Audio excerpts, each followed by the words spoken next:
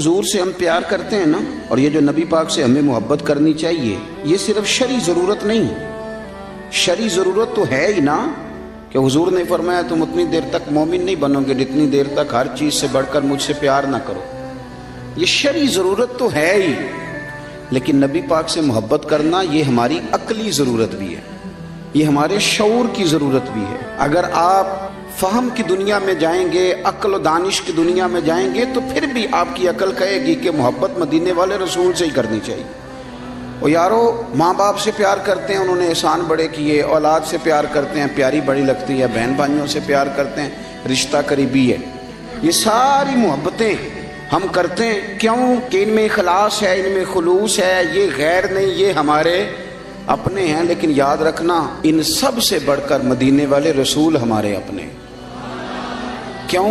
اس لیے کہ بہن بھائی کبھی کبھی اخلاص چھوڑ بھی جاتے ہیں، کبھی کبھی مفاد پرست ہو جاتے ہیں، کبھی کبھی ایسا ہوتا ہے کہ ماں باپ بھی ایسا رویہ اختیار کرتے ہیں کہ جس سے لگتا ہے کہ انہیں بھی تھوڑی جیب سے دلچسپی ہو گئی، اللہ ماشاءاللہ سارے نہیں۔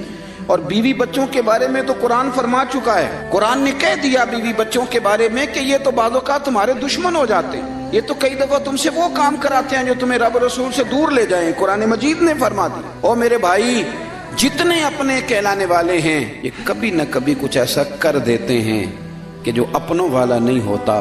ایک ذات ہے مدینے والے محبوب کی، ایک ذات ہے تیرے اور میرے رسول کی، کہ جنہوں نے کرم ہی فرمایا ہے، جنہوں نے فضل ہی فرمایا ہے، جنہوں نے رحمت ہی فرمائی۔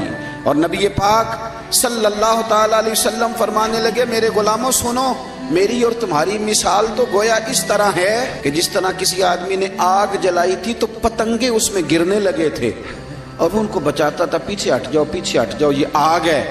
فرمایا تم بھی جہنم کی آگ کی طرف گرتے ہو اور میں تمہیں سینہ بند سے پکڑ پکڑ کے کھینچتا ہوں، اور ادھر نہ جانا جل جاؤ گے، ادھر نہ جانا تکلیف میں آ جاؤ، میں تمہیں کھینچتا ہوں۔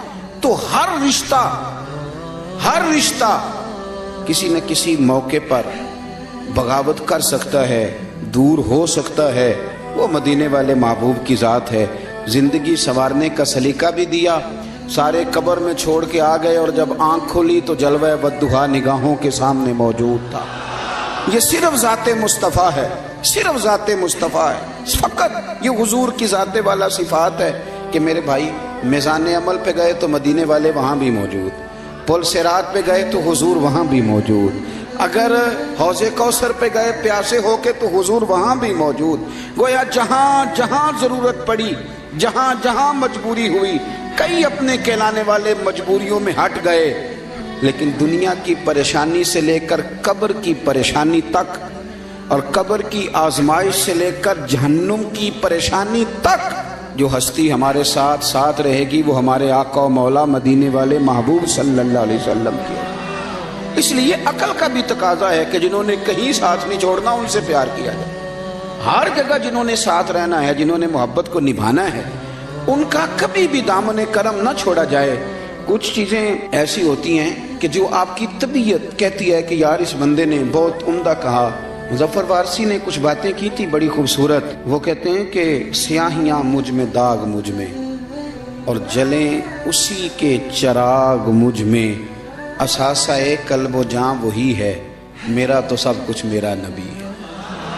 اب کبھی آپ الفاظ کے بام و در پہ نہ جائیں، آپ چاشنی دیکھیں حروف کی کس طرح کی۔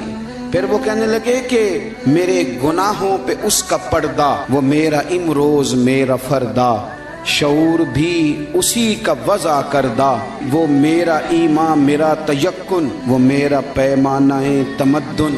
کیا انداز ہے بات کرنے کا۔ کہنے لگے وہ میرا معیار زندگی ہے، کیونکہ میرا تو سب کچھ میرا نبی ہے۔ کہنے لگے وہ میری منزل بھی ہم سفر بھی، وہ سامنے بھی پس نظر بھی، وہی مجھے دور سے پکارے، اور اسی کی پرچھائیاں روح پر بھی، وہ رنگ میرا وہ میری خوشبو، میں اس کی مٹھی کا ایک جگنو، اور یارو وہ میرے اندر کی روشنی ہے، میرا تو سب کچھ میرا نبی ہے، وہ تو میرے اندر کی روشنی ہے، میرا تو سب کچھ میرا نبی ہے۔ اور پھر کہنے لگے اسی کے قدموں میں راہ میری، اسی کی پیاسی ہے چاہ میری، اسی کی مجرم میری خطائیں اور اسی کی رحمت گواہ میری، اسی کی مجرم میری خطائیں اور اسی کی رحمت گواہ میری۔